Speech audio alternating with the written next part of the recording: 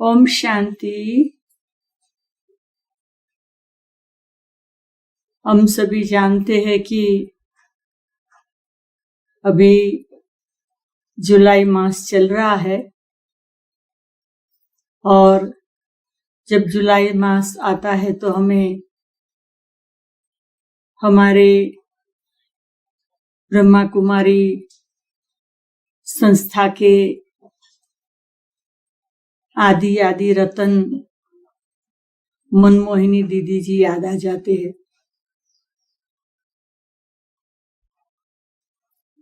मनमोहिनी दीदी यज्ञ में एक विशेष परमात्मा के अनन्य सेवाधारी रत्न थे और मुझे उनके साथ कुछ बहुत सुंदर अनुभवों का चांस मिला। मैं 1965 में इस राजयोग की शिक्षा के लिए जब आई तब मैं अहमदाबाद में मेरी शुभ शुरुआत कर रही थी इस ज्ञान मार्ग में आगे बढ़ने की। बड़ी दीदी से मुझे अहमदाबाद में पहली बार मिलने का मौका मिला और जब बड़ी दीदी से पहली मुलाकात हुई वो मुलाकात ने मुझे ब्रह्मा कुमारी हेडक्वार्टर माउंट आबू में जाने का इंस्पिरेशन का समय रहा। उन्होंने मुझे पहली ही मुलाकात में माउंट आबू के स्थान के बारे में, ब्रह्मा कुमारी संस्था के बारे में और परमात्मा के विशेष कार्य के बारे में बहुत सुंदर सुंदर बातें बताई और परमात्मा का प्यार क्या होता है बताया।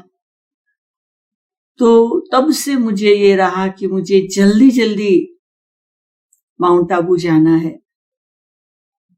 तो ये राजयोग की शिक्षा प्राप्त करने के 2 मास बाद ही मुझे माउंट आबू जाने का मौका मिला।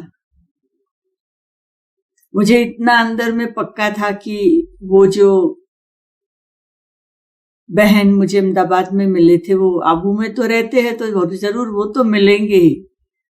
तो बाबा का मिलने का पता नहीं था मैं कौन से बाबा को मिलूंगी, परंतु ये पक्का पता था कि मैं वो मनमोहिनी दीदी जो है ना उनको मिलूंगी। और जब मैं वहां गई और जब मुझे मनमोहिनी दीदी जी से मिलने का मौका मिला तो मुझे जैसे उनको जानते यही था कि मैं जैसे सारी संस्था को जानती हूँ। तो उनकी एक विशेषता थी कि वो हमारे दिल के अंदर एक इतना सुंदर प्रभाव डाल देते थे कि सारी कार्यवाही का जैसे पता चल जाता था। तो मुझे कुछ नया नहीं लगा, अपना ही लगा और उनके होने के कारण मुझे बहुत अच्छा, मेरे को पहली बार 3 दिन था परंतु उसमें बहुत अच्छा रहा। और वो 3 दिन में मुझे मनमोहिनी दीदी ने जब भी मिले कोई न कोई प्रेरणा दी और उस प्रेरणा में एक बात थी कि तुम क्या करती हो, अच्छा पढ़ती हो, कब तक पढ़ेगी, अच्छा फिर पढ़ के क्या करेगी। तो ऐसे ऐसे वो सीधे सीधे प्रश्न पूछते थे। तो वो जैसे एकदम लगता था कि ये बहुत इम्पोर्टेंट बात पूछ रहे हैं। तो जो उनका पूछना था ना उसके अंदर कुछ इतना पावर समाया हुआ था कि मुझे फिर लगा कि ये बहुत बड़ी बात पूछ रहे हैं। अब मैं पढ़ाई करके मैं प्रोफेसर बनने वाली हूँ। तो मैंने फिर कहा था कि हाँ मैं तो फिर मेरी पढ़ाई पूरी करके यूनिवर्सिटी में प्रोफेसर बनूंगी। तो ऐसे तभी उन्होंने हल्के रूप से कहा कि तुम यहाँ पर भी हम लोगों की तरह ये ईश्वरीय सेवा में प्रोफेसर बन सकती हो। तो बस इतनी जैसे सिंपल बात थी, पर वो अंदर में लग गई कि ये क्या बात कही। और वो जो बात कही वो बात मेरे दिल में इतनी जच गई कि बस मुझे हुआ कि अभी मुझे अगर पॉसिबल हो तो मुझे ये भगवान के घर की सेवा में लगना है और मेरी सारी विशेषताएं मुझे ये सेवा में ह्यूमैनिटी के लिए लगानी है।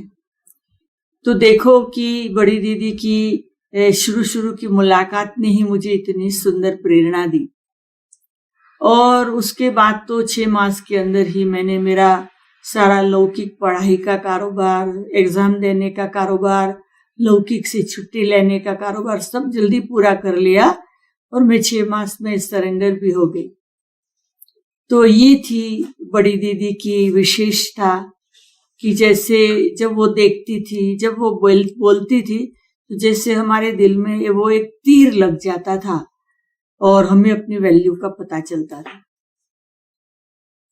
उसके बाद तो सरेंडर होने के बाद तो बहुत बार मिलना जुलना होता है, तो ऐसे बहुत बार मिलते रहे। परंतु मैंने बड़ी दीदी में क्या देखा कि बड़ी दीदी एकदम जैसे ओबीडियंट स्टूडेंट होता है ना, पंक्चुअल स्टूडेंट होता है, एक्यूरेसी, वो सब मैंने बड़ी दीदी में देखी। तो वो भी जैसे मेरे जीवन में एक प्रेरणा बन गई कि हमें ये संस्था में क्या बनना है, नंबर 1 स्टूडेंट बनना है। तो वो नंबर 1 स्टूडेंट बनने का लक्ष्य जैसे मुझे बड़ी दीदी से मिला। और कई बार जब माउंट आबू में होते तो मॉर्निंग में क्लास के पहले मैं गुड मॉर्निंग करने बड़ी दीदी के पास जाती थी। तो बड़ी दीदी के पास जाते थे तो बड़ी दीदी अपना कुछ भी कर रही है, समझो क्लास में जाने की तैयारी, लेकिन उस समय बड़ी दीदी हमें पूछती थी कि अच्छा बताओ ये प्रश्न दीदी पूछती है, जवाब दो, जल्दी जवाब दो। तो बड़ी दीदी जो मुरली का प्रश्न होता था ना वो पूछती थी तो हम जवाब नहीं दे पाते थे, फिर कहते फेल।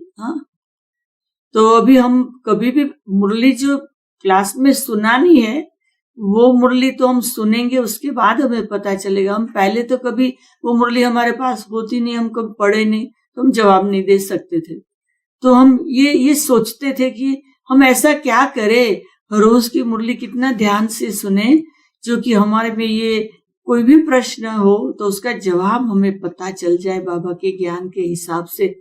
तो इस प्रकार से जैसे एडवांस में हमें क्या करना है उसके लिए भी बड़ी दीदी प्रेरणा देती थी।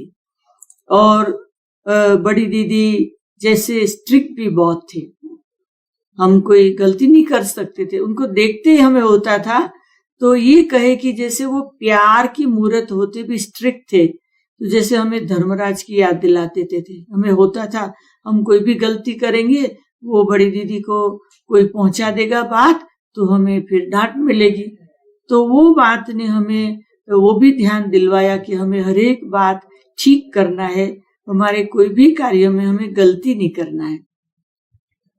और मैंने देखा कि जैसे बड़ी दीदी बहुत बिजी होते थे, क्योंकि इतना बड़ा यज्ञ चलाना है, बाबा के राइट हैंड थे, बाबा के राइट हैंड होके काम करना था।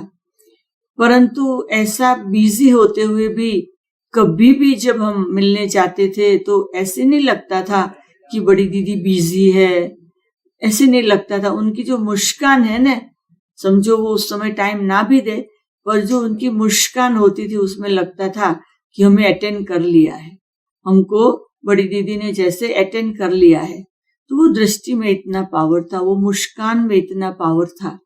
तो इस प्रकार से मतलब बड़ी दीदी के साथ इतना रहने को तो नहीं मिला। जब जब मधुबन जाते थे, जब जब मिलते थे, तभी तभी जो भी थोड़ी थोड़ी कुछ झलक मिल जाती थी।